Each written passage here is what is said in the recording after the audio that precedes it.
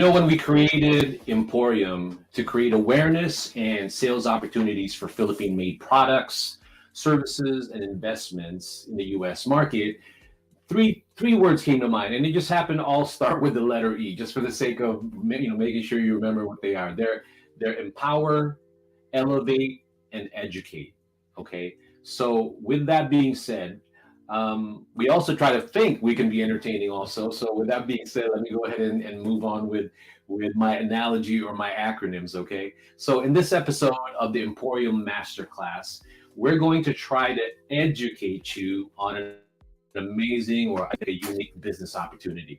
Now, this business opportunity is not just about making money, even though technically that is a pretty important factor of it. Okay, it's important. The end goal is to create another exciting way to distribute and mainstream Philippine-made products in the U.S. market.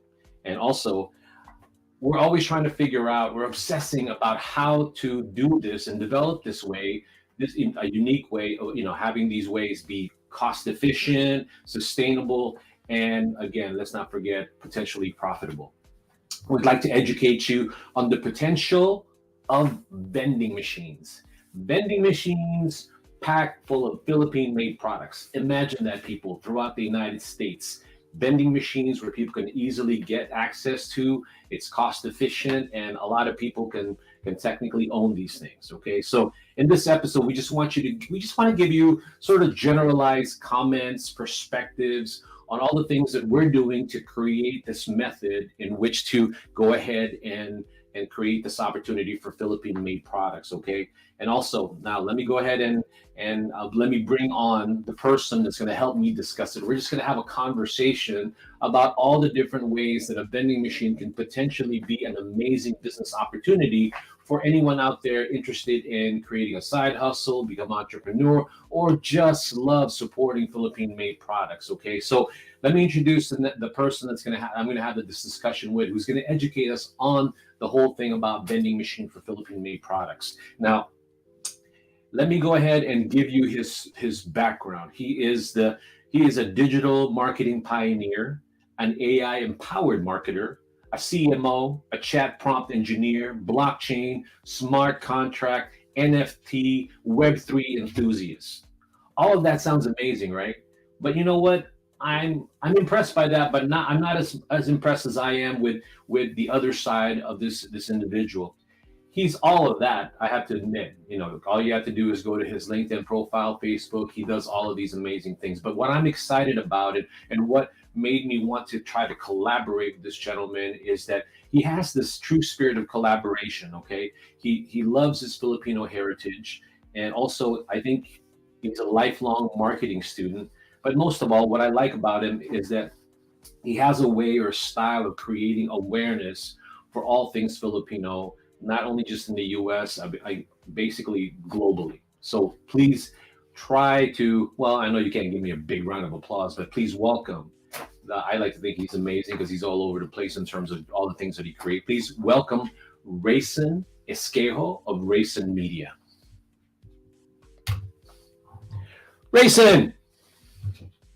Oop, you're muted. Hold on. There you go. I had to unmute you, my friend. Hey, how's it going? Thank you for having me today. Let's tell the story, obviously, because I like telling the stories of why you're in the car. You're usually at home.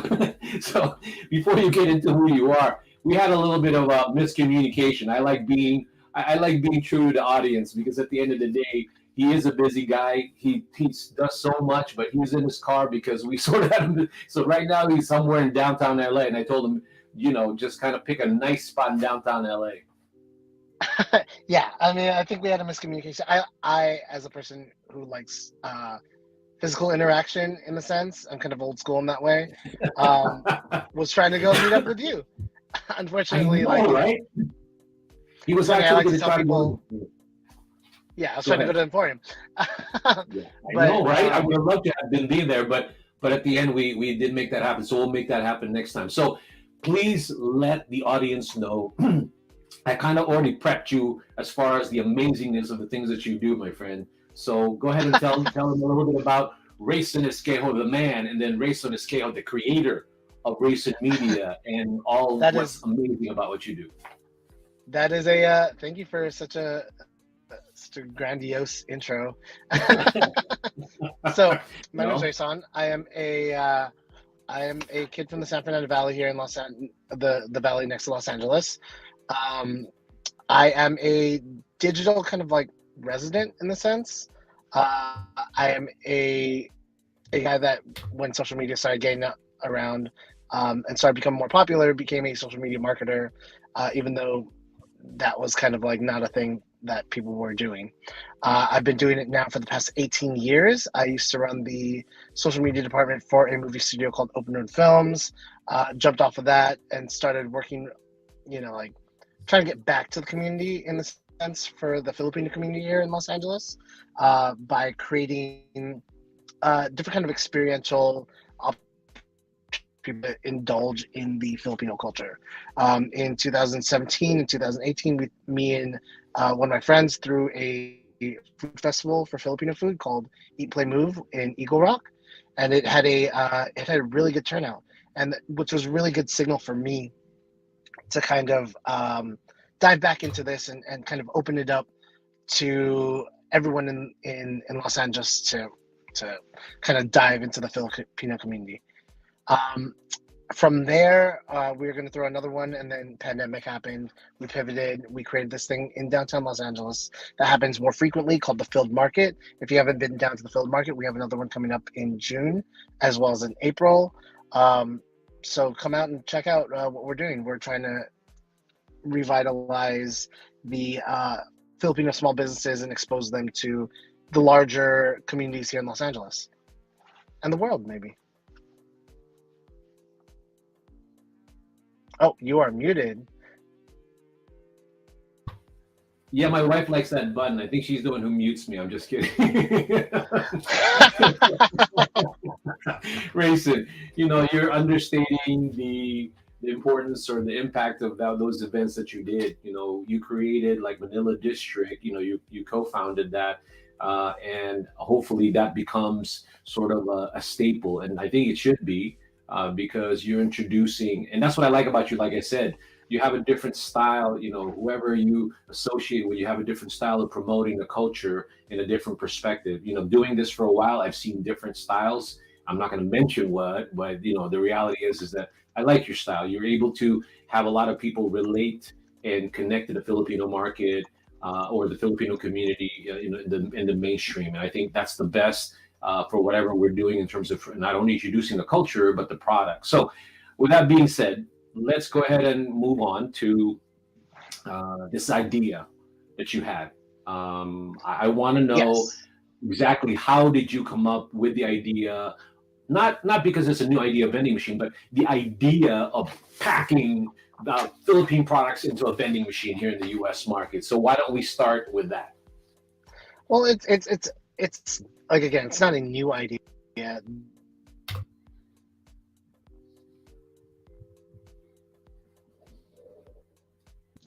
Well, it looked like Am we I still lost there? Racing. There you go. Okay, we Okay, lost you. there we go. Okay, go ahead. Okay, take three. Go ahead. Okay, so then, um, it's not a new idea. I've always been a fan of kind of taking things that are old and bringing them new, or taking a twist to it. And the vending machines are kind of in that same vein. Um, Having a vending machine kind of accesses several different things. So the thought process behind it is this: is that how do we deliver Philippine products to a larger market more efficiently? And one of those thought processes was throwing a food festival. In our first initial food festival, we had over 25,000 people, and they're just loving this stuff. Um, the second thought was, we throw it more frequently in frequency, and which was the field market, where lots of people had the opportunity to go more often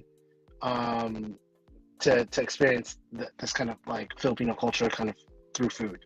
Um, Vending machines was kind of the next kind of evolution of that. How do you get them in multiple places and kind of thirst the quench for Filipino kind of products without having to spread too thin and like open a bunch of stores or groceries and such like that, or like mini markets. Vending machines are kind of that. So yeah, that was the that was basically the thought process behind that. You know, when I first heard about that, when I first reached out there, I remember, we were having coffee at Starbucks, and we didn't really discuss it until one day you sent me a flyer that it blew my mind, because I was sort of like, maybe I was putting it out in the universe, and here you were already created this thing. Because when you think about it, I'm a big fan of that, right? I threw it out there, and I'm thinking somebody's going to come up with it. Somebody has to come up with it. And it's not that you just came up with the idea, but you actually did a lot of the legwork already. You did all the things you need to do. You have the proper context. And I like the thought process, because at the end of the day, it's very, the whole idea of a vending machine, it's affordable, it's unique, and we'll get more into that. But I just wanted to reiterate what you just said, because your whole thought process is, how do you do it efficiently? How do you do it cost effectively? And again, we'll get into that a little bit later. But I see that, and the potential for it is staggering. Vending machine in general, in general, it's not a new idea, but I think vending machine as a machine has progressed in different ways to interact with the purchaser, but also it's what you put in there. Because I've been hearing a lot of different things being used by a vending machine. I've heard of art being put in vending machine. I've heard of women's products being put in vending machines, and they're all. I've heard Yeah. plants and seeds that you can plant with. So you buy things from here and use it to plant, like as a green initiative.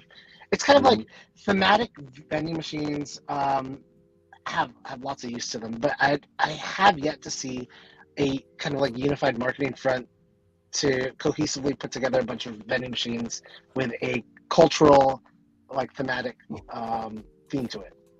Yeah, I think that's the beauty of it. Just like all of the things that you've done, you've always put the culture in there and always have an eye on that component. I like it, with everything that you've done. So this one is no different, because it's one thing to have the vending machine, but you're uplifting and giving more opportunity for Philippine-made products. Right, and it's especially here in Los Angeles, it's helped really like refine that perspective on things. Like I'm a American-born Filipino, but I go to the Philippines like once a year to visit family. So I kind of have that duality of like that perspective. But growing up with not primarily like all Filipinos around me, I have a lot of friends who are not Filipino who I love to introduce the culture to, and this is kind of like the same kind of extension of the arm to everyone else. Like there are more Filipinos in Los Angeles than there are in any other area outside of the Philippines. So the concentration here is the largest. So it's kind of like the exposure of this kind of stuff is around, since there's so many Filipinos around here. And, like it's never been like put up front to be like, hey, look at this, try this. I know a lot of like people that I know try to introduce it to everyone, as well as like, like what food festivals and what are integrated, like ube shakes and stuff like that in burger places. But this is a natural step to trying to get people into like how they eat Asian snacks in general. hmm And that's probably going to lead me to the next section of our discussion. But to sort of cap off this part of it, how did the vending machine idea came about? Again, it's the style. It's the way you're entering people's consciousness. At the end of the day, vending machine, that's common, meaning like people know what that is. They're familiar with it. It's not like they're going to go to it. What's that? What do you do with that thing? It's not like that. So right away, they're going to go and they're going to be curious. And again, you're slowly incorporating that into the psyche or the awareness of the people, and the potential of it having to be in different places without putting up a huge, humongous building or whatever. It is going to be sort of fun, at least in my eyes, trying to build that consciousness through with these interesting machines. And I know you have a lot of interesting machines, new and used, to do that. Different versions. So with that being said, it's an idea of advertising. Advertising is repetition, right? Like the goal is to get people to remember something, in advertising. So that's why frequency is so important, because you forget some like 80 something percent of what you see throughout the day. But if you Mhm. had a variety and a vast amount of these kind of culturally Filipino themed vending machines, people start to normalize it, especially when it coincides with something that they're already familiar with. It's Yeah. funny, like when we did Eat Play Move, people were like, "Oh, what's that? An ube donut?" Well, I know what donuts are. I like donuts, so maybe I'll try this. So it's like that. It's like the toe dip in for a lot of people. Like, oh, like, yeah, that's a Filipino vending machine. That's the goal. Is that people are like, yeah, that's a Filipino food vending machine. You guys don't have that? Boom. Yeah, I'm telling you, boom. That's how I look at it. Like, boom, like right in your face. You don't need to be surprised what the heck it is. You already know what it is. You're just going to be curious at the end of the day. So I said I was going to cap off the section, but before we do that, I want to show the flyer so that we can refer to it back and forth. But let me go ahead and show the flyer, the one pager that the people might be interested in receiving. And if you are watching this and you want to receive it, go ahead and message Emporium and I'll send you, this flyer that Grayson created. Okay, so let me go ahead and share that. So there you go, Grayson. You want to go ahead and maybe explain what's on here? Yeah, it's kind of just like a one pager overview of like what kind of like this, like, I'm calling it a fulfilled outpost, because it's kind of like we have the filled market, which is it's a kind of a play on words, where it's Filipino led. This is kind of like a full of Filipino led products. Yeah. So it's kind of like a tie-in both for the Filipino community to have something around it, like for them, as well as a outpost for people to try products that they never ever heard of before. Like, it's funny. I had a friend that came in from Tennessee, and he's like, "I want to go to one of these Filipino groceries because I want to bring some snacks home for my family." And he bought ube pancake mix. He bought like boy bawang. He's like, "What are these? These are like garlic nuts or something." I was like, "Kind of. You should try Yeah. them." And he tried it, and he's like, "This is amazing. Where do I get more of this?" And I was like, "Come back to California." But like, see, that's often the question, is like, where do I get this? I want to normalize that. That's the whole goal there. Build a community around these kind of things that we can also use to unify not only the Filipino American community, but introduce it to other people into the fold. Yeah, because if you look at it, like you said in the flyer, it's 4.2 million Filipinos identifying into the United States, right? But here's my point. I think overall, I see all the Filipinos, even a small percentage of that, could be brand ambassadors of Philippine products. That's how they can introduce it. Now all they have to do is, can you imagine if all these vending machines are all over the place? Hey, you want to try some Filipino snacks? It's just right there. It's just right over there. It's just right over there. And then they can try a variety of it. And again, I'm hoping that the unifying part of what you said, the component, is like that, where we can be proud of the culture. You can be proud of these things. Not only are you promoting Philippine-made products, but you're creating livelihood and you're sort of like using that as a bite-size information or something that people consume that really can sort of be leveraged eventually or step by step in getting to know the culture, which I love. I love it because obviously we have to admit this. You can't deny that there are certain snacks that we go, wow, only in Philippines can you have that, right? Right? Yeah, yeah. Yeah, and that's the part that I like the most. So here again, if you're interested in this flyer, it talks a little bit about revenue generation, and we'll talk a little bit about that later in my question to Rayson. But for now, let's go back to the next question at hand that I wanted to ask Rayson. Give us some, let's talk about, we talked about the products, but what about the potential in general? Because I actually did some research on it, and maybe you had some, and maybe you have some numbers, and I can just supplement it. But as far as international snacks, other than the fact that, like I just said, Filipinos can be brand ambassadors for these products, but in general, have you done any sort of research, even on the surface, about international snacks and brands? I mean, international snacks and beverages. Yeah, I mean, like I said, there's a growing demand for these kind of things. The whole In the past couple of years, that whole Filipino food movement has really raised awareness for these kind of products. Um, you can tell because larger companies are starting to penetrate the market. You have like duck egg flavored chips that are starting to pop up in supermarkets, and these are things that you wouldn't normally are not a normally um, common palate type flavor, Hmm. and they're starting to penetrate the market, and obviously because the data is there. Um, just piggybacking off of the data that other people are using to to gauge the market. It's funny. It's kind of like it's the Burger King tactic. Have you ever heard of the Burger King tactic? No, It's please. I'm hungry too. It's lunchtime, so go ahead and tell me about the Burger King it's tactic. Burger Kings pop up wherever there are McDonald's, and Burger King does that specifically, supposedly specifically because it's McDonald's does all the research of where they would be successful, and Burger King just follows that to Wow. instead of looking for the trends, like they follow whatever the trend that McDonald's has paid lots of money to find out. And the fact that the visibility of like international snacks in groceries across the United States, or especially here in Los Angeles, uh, lets me know that there are people wanting this stuff outside of the Filipino community or the growing population of the Asian Americans wanting to try this. Mhm.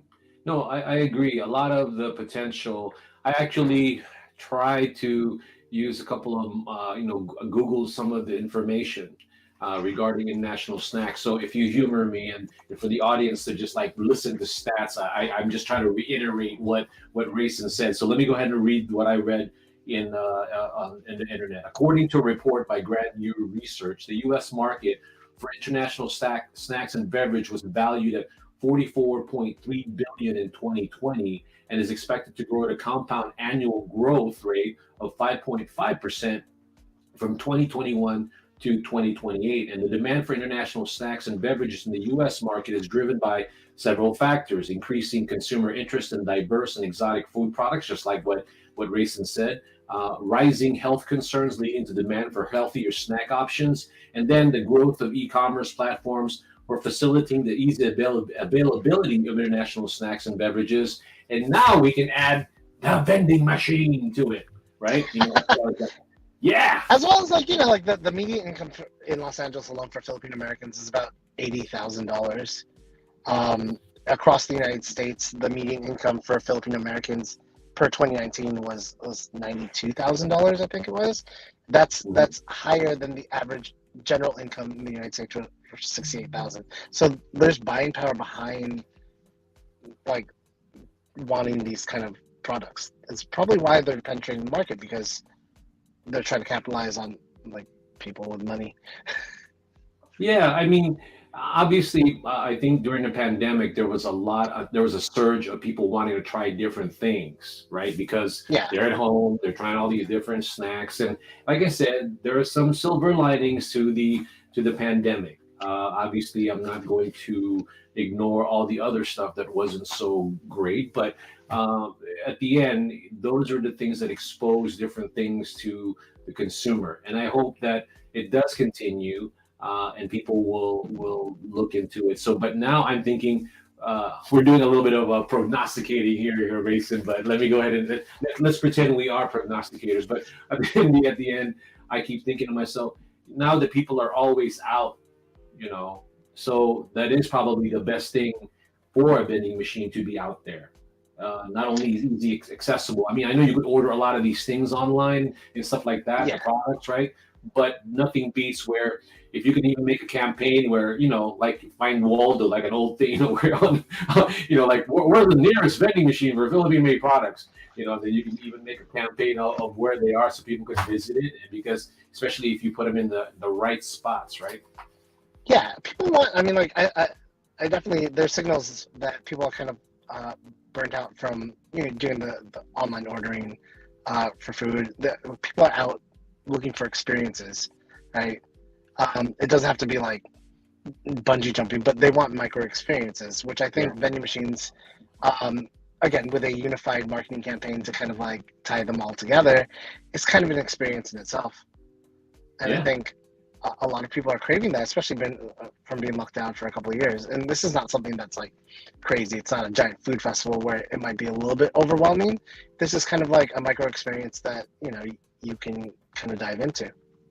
Yeah, that, like you said, every time you say something about experience, I keep thinking the vending machine. I'm sure there are a lot of vending machines, and I think you've already mentioned some of them to me where you can even interact with the user of it and you can do videos and things of that nature. So, in a way, the vending machine itself could even actually be entertaining, but at the same time, like I said, it's like you're taking if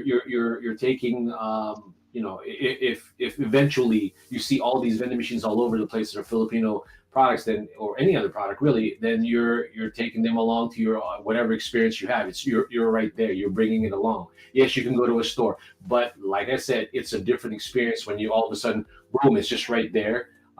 You don't have to wait in line to buy it. It's easy as long as the machine is you can easily buy it. It's structured that way.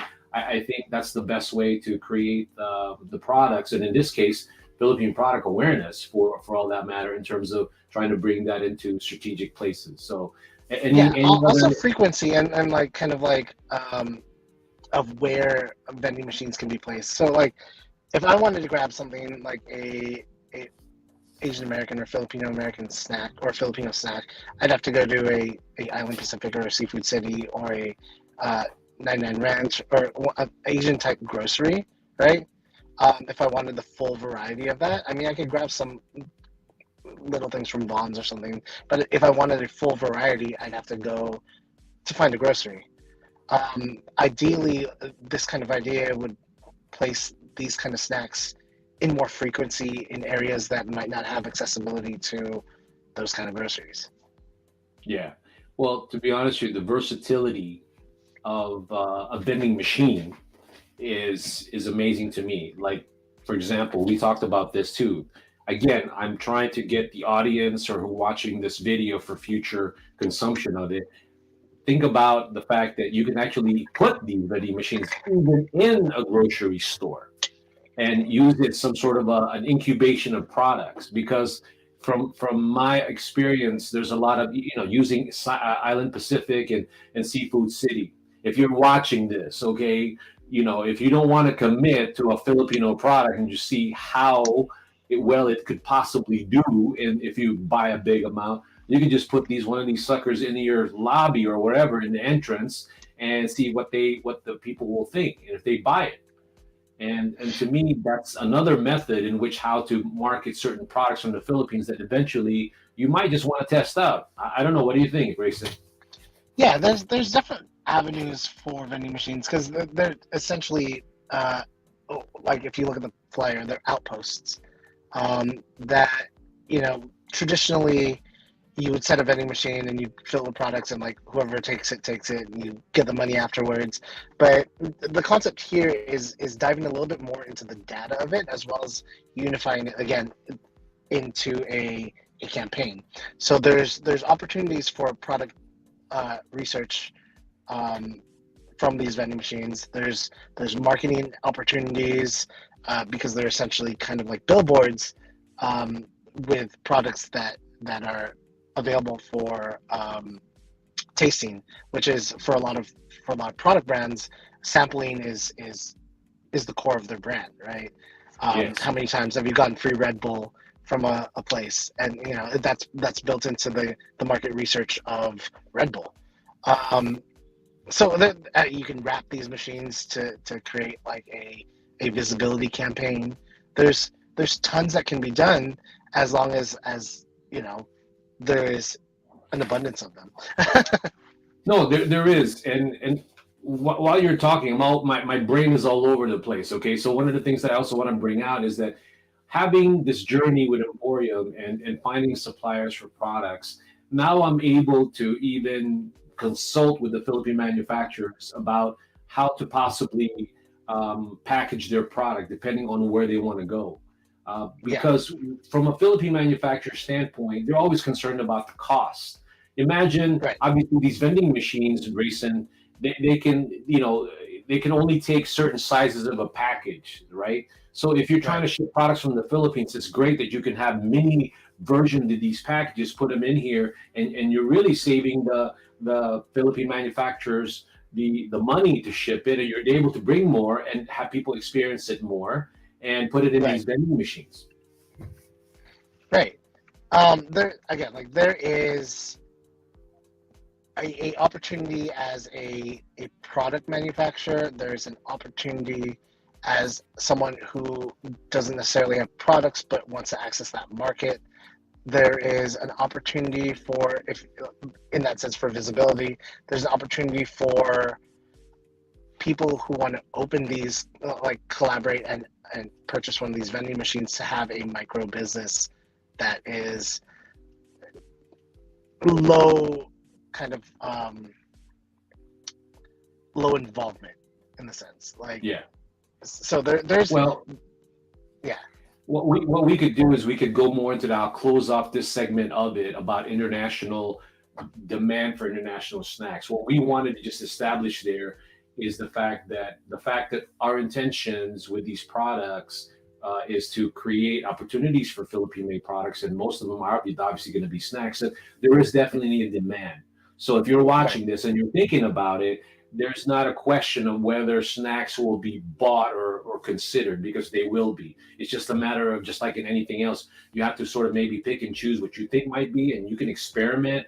Again, experimenting in a sense that it doesn't cost a lot of money, even if you make a mistake, so to speak, about maybe you Right. thought this product might sell, right? Right. Like it's again, the toe tip in there. Yeah.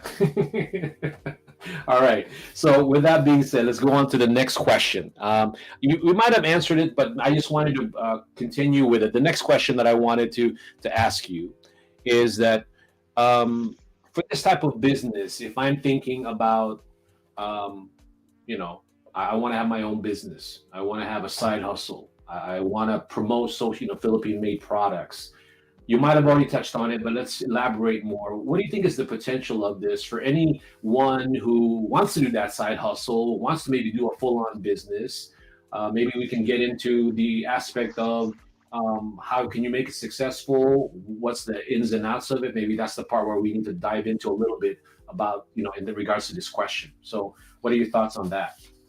Yeah. So I mean, I've started businesses since I was like 16, and I know there was a lot to get into. And even like business owners now, I work with a lot of them in on the race on media marketing side. Um, and there's a lot. When you start a business, you have to think about um, like product or inventory. You have to think of real estate. You have to think of marketing. You have to think of like sustainability. Um, and this is kind of like a micro business in itself. Like if you can supply a location, having one of these machines is basically, it runs itself. Like the marketing would be supported by a community of people who own these, as well as like the online presence that we're building for this, as well as the products would be that are accessible. You wouldn't have to source the products because um, for people who have these vending machines, as an opportunity for them, you have access to a catalog of these products that you can pick and choose to have in whichever vending machine that you have, as well as like having a support background for getting these machines to a place. The logistics for getting the machine and sourcing it and putting it in place are already done.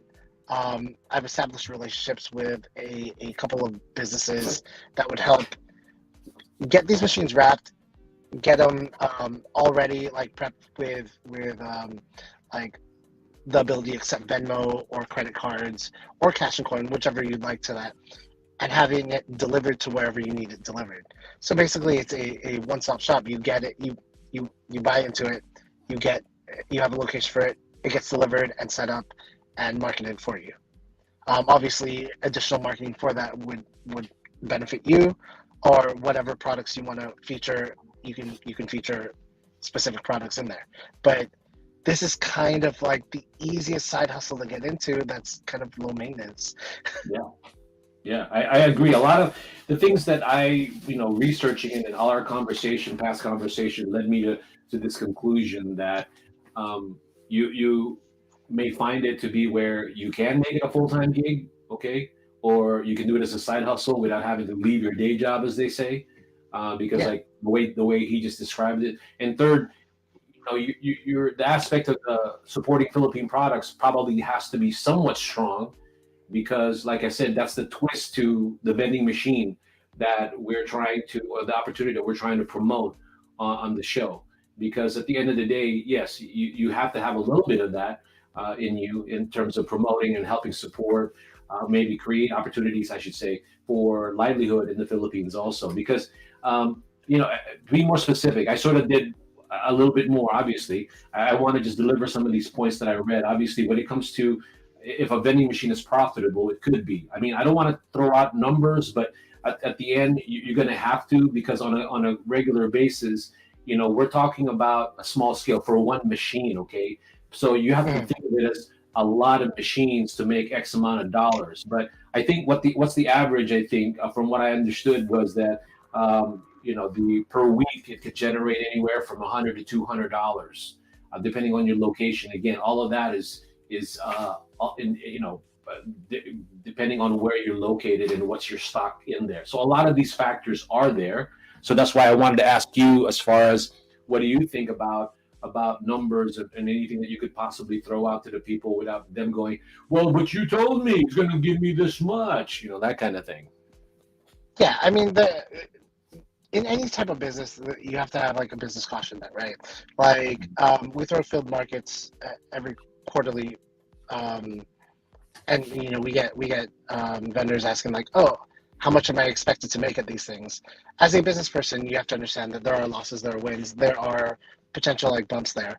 But I mean, like what you can rely on and what hard metrics you can kind of lean back on is the marketing support there, Mhm. which like is A grade marketing support. So like for an opportunity like this, you get me personally backing the marketing, which like I have I understand the market from a marketing perspective, as I've done dozens of these projects, both with personal projects as well as I've done projects with like ABCBN and other kind of like niche Filipino American brands. But Mhm. yeah, you will get like I think, the number will vary depending on the location, but the marketing support will help drive to those locations, which is also an opportunity yeah. for whatever what this location is. Like if you have a small store, for example, and you're trying to get more traffic to that store, this can also help bolster that. Yeah. At the end, the thing that I just wanted to mention to the audience is that the things that you've already done, people who may be watching are thinking, oh, maybe I'll start it, whatever. You don't technically have to, because when it came to what Grayson came up with, the idea of the vending machine, he's already sort of have his playbook, so to speak, regarding uh, the best way he could present this to potential investors, buyers, or supporters. Is that he's already taken care of how to figure out the location, where, product selections, right, pricing. Mhm. Those are the things, and then the operating costs. He's got those numbers, and then the technology. At the end, those are the factors that need to be addressed, and that's what Rayson already has put together. So that if anyone out there is interested in being a part of this community, then that is something you definitely need to message me as well as Rayson on how to put all that together, because Emporium is collaborating with Rayson Media because of this idea that this could be an amazing way to sort of marry what I've been doing with Emporium along with what Rayson's platform is all about. So again, do you agree that a lot of that, those are the things that you put together already, Rayson? Yeah, everything. I feel like everything moving forward is kind of trying to integrate Filipino American things and Filipino culture in whatever I do moving forward. And this was a natural partnership, kind of like when you reached out and you're like, oh, I'm kind of doing this. I was like, oh, it's kind of like a mini emporium. Yeah, no. I mean, I like to joke around about it, but it is you. That's why when you first said it to me, my friend, I got overly excited because that is what it is. Because Emporium really is that. It's people sample products, but more, instead of people going to the Emporium, now they can literally go outside and do that. So that's what I'm excited. So before we go to the next question, I just want to say hello to Ralph. Ralph made a comment. He's interested in, if it's rolled out already and he wants to check it out. So let me ask that, and then you could chime in after that, Rayson. We're working on a couple of real estate Public area that would locations. accommodate machines. That's like I said to you, we already have the numbers, the particulars, but it's always the companies buying into it. And believe me, the terms of it is very, very simple. So we're just looking for ideal places for it. And Ralph, if you already have some people that you're thinking about, that's why I asked you to go ahead and collaborate with us. So with that being said, I'll turn it over to Rayson, and maybe he can answer me, add on to what I just said to you. Yeah, so like we have one in private location, and like that's kind of like just to see like it going. But like Fernand said, we're working on public locations to kind of see, beta test this out. So it's there's an opportunity here for like, oh, I want to open a vending machine, or I just want to draw more business and be a part of this. I have a spot in my shop that I want to host one of these machines, and then we'll take care of everything on the back end.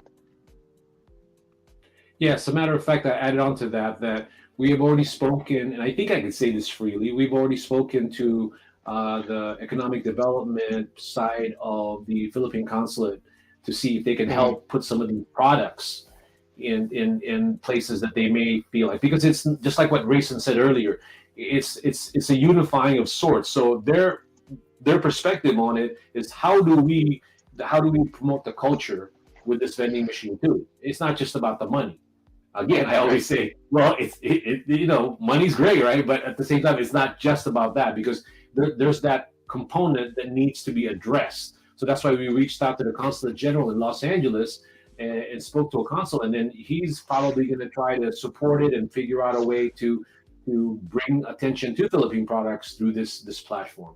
So yeah, it's just a matter of not picking which one, but we welcome anyone out there right now. So if you have any particular place that you are thinking maybe we should put a vending machine of Philippine products, then please let us know. Again, message us for that. So do you have any comment on that, Grayson?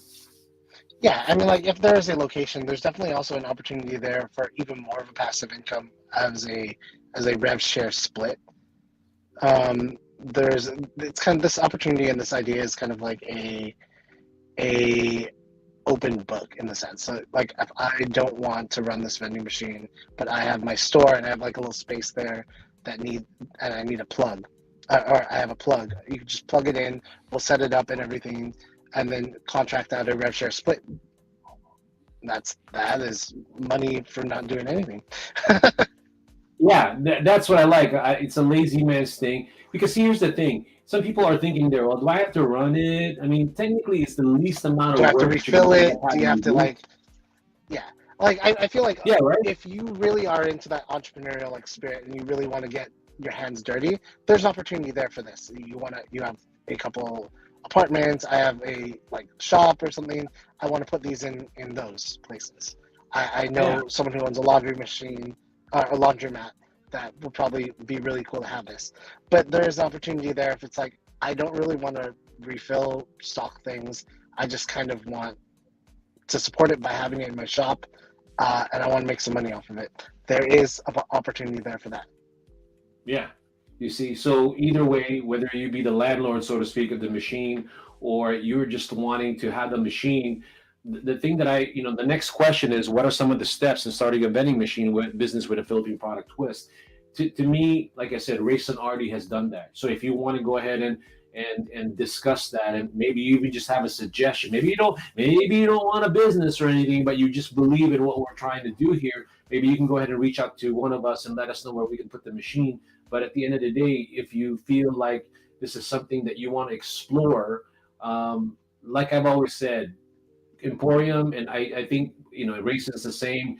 Collaboration is the key to a lot of these things. It's not just for your own self interest, but also again, how do we create more awareness, generally speaking, for Philippine-made products? And this is the type of platform that we could go into. So, Rayson, what do you think about that? Yeah, I mean, like this is like I agree with you. This is the platform for that. If we want to get in the masses, again, like it's all about repetition. It's all about frequency. Um, if you don't want to get like into the minutia of all that, this is a perfect opportunity. Yeah, Um, yeah, if you want to adjust the questions, because there are a number of different steps to starting something like this. Um, but if you again, like other people have businesses that they have to run, they have to do their own kind of thing. This and you want to support this, there is a opportunity there. what I like about what we're doing here is that you bring in the technical, the background side, the marketing side of the vending machine, right? And I like to think what Emporium brings to the table is a little bit of that, not as much as you, of course, not as much as Race and Media, but the sourcing, of products, whether you get them directly from the Philippines or you get them to a distributor. So that aspect of it, because that's really what makes this interesting, whether you thought about vending machine as a whole or just like a twist. um, it's compelling. I asked my son just this morning. He's 23. I lost track, right? He's 23, and I told him, "What do you think?" And he says, "Yeah, that actually is an interesting idea because he's never seen one. He's never seen one Right. like that." And that's why, if you're interested in getting the details of it, the step by step, Rayson already has done that already. So if you're interested in getting more and maybe finding getting the deck for the idea, please reach out to Emporium as well as Rayson, and we'd be more than happy to send that out to you. So again, the data about how to put together the business, imagine how and then help create awareness. He has all of that.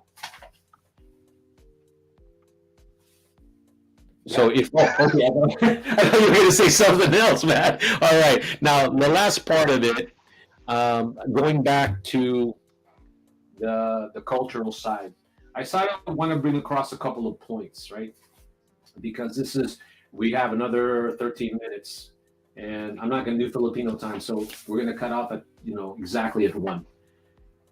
I'm excited because, from my perspective, this is a great way to collaborate with Racing because, again, that's why we're doing this show, and we're probably going to do more to get more into details of the money aspect of it, the cultural aspect of these things about the vending machine, right?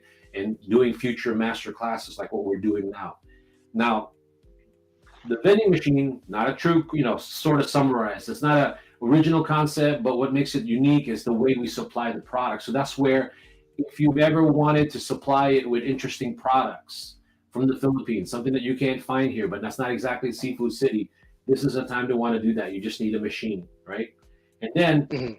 if you are interested in creating, like figuring out how to bring products, that's where Emporium comes in. Also, will teach you how to source, ship, and sell. Selling is Rayson's part. So I'm going to let him speak a little bit about that. Again, just maybe reiterate what he's already probably said. But Rayson, that's probably why I want to just explain to everybody why Emporium and Rayson Media are working together to do this. Yeah. So there is we have like based off of all the things that like we've done in the past, we've got a whole lot of data on this market. Um, the application of the data is limitless, but the physical application of it for people to engage with the product is what Emporium is Emporium's like kind of supplying on that end.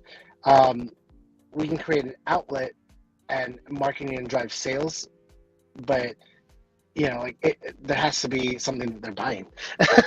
Yeah, And yeah, like getting the products that people want is a whole nother side of the business which Emporium supplies.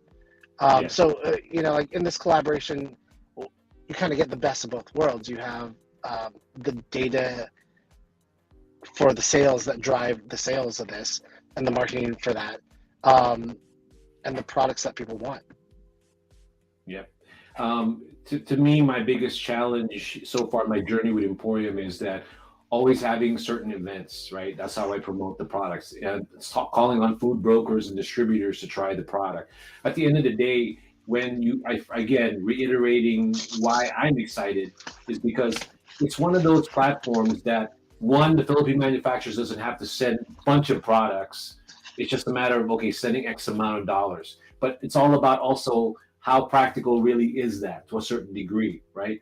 Yeah. But to me, it's like creating a different mindset for them, which I'm hoping that they all buy into when I talk to them and wanting to become a part of this vending machine because of the easy access into shipping it and then storing it and putting it on there.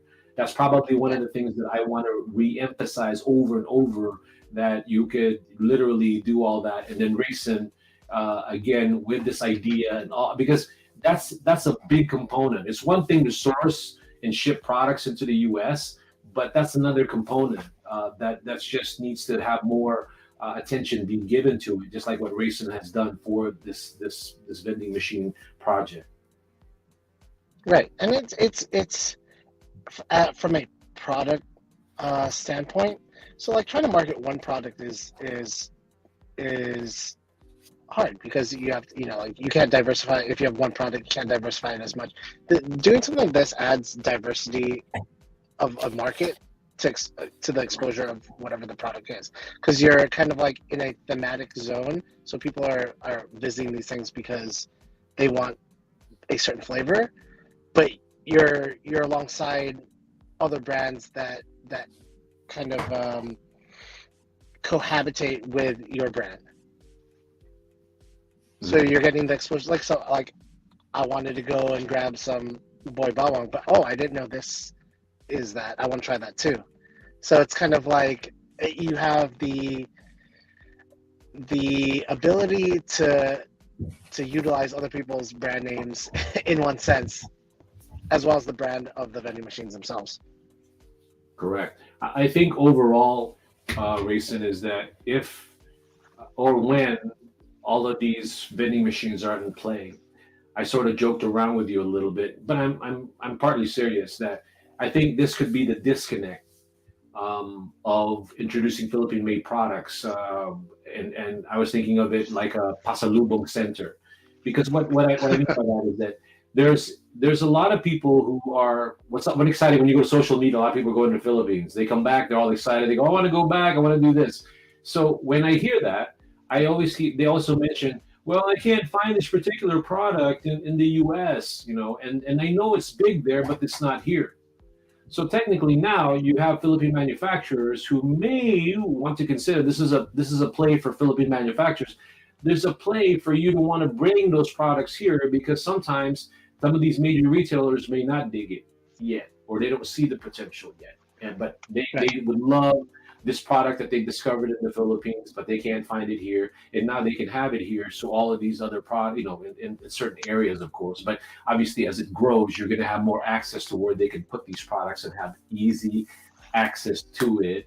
And that's what excites me in terms of the availability. Just like you said, let's not make people work too hard to find a product. You got social media, you got e-commerce, now you got physically something like a vending machine that could be a good percentage of your marketing campaign or your distribution channel.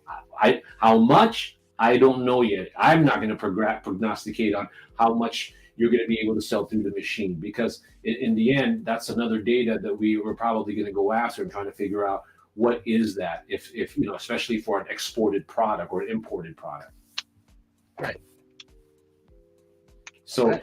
so to me, if you're still watching out there and you want to understand more about what we're trying to do with the vending machine, please reach out to Rayson. He's on LinkedIn, social media, or me, because at the end of the day, we're the one who's constantly promoting it.